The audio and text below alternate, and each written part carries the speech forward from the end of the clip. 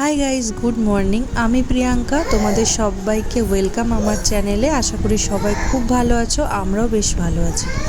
সকালবেলায় মাকে আমি বললাম আজ আমি পুজো করব। মা বললো ঠিক আছে কর। তো পুজো করে তারপর আমি ব্লগটা স্টার্ট করলাম। তো চলো আজকে দিনটা স্টার্ট করি। আই হোপ তোমাদের ব্লগটা দেখতে সবার খুব ভালো লাগবে। তো চলো।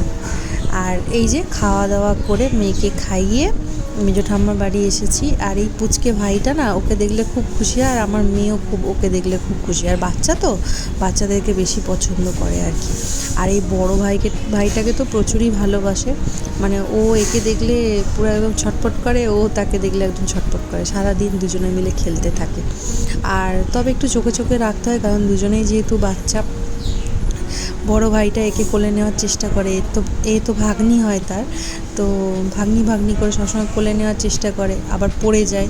আর সে তো বাচ্চা, সে কি আর পারে একে কোলে নিতে, তাও চেষ্টা করে। আর এও তার কোলে হবে বলে কোলে ওঠার চেষ্টা করে আর কি।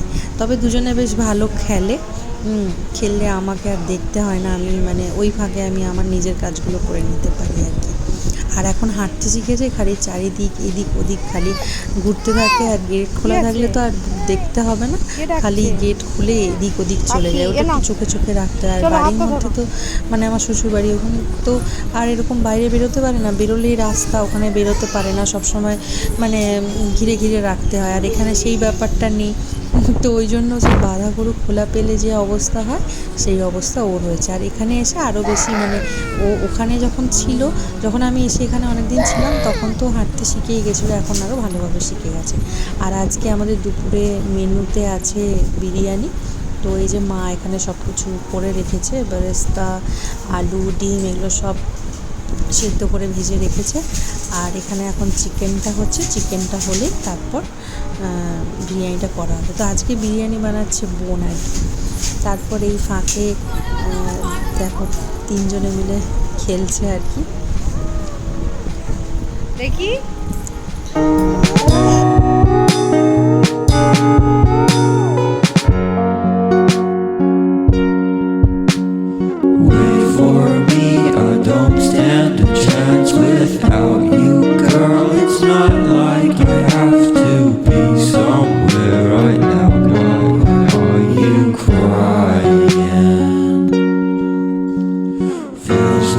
Just a day or maybe two since I last saw you, but now I won't come back around if you're not trying.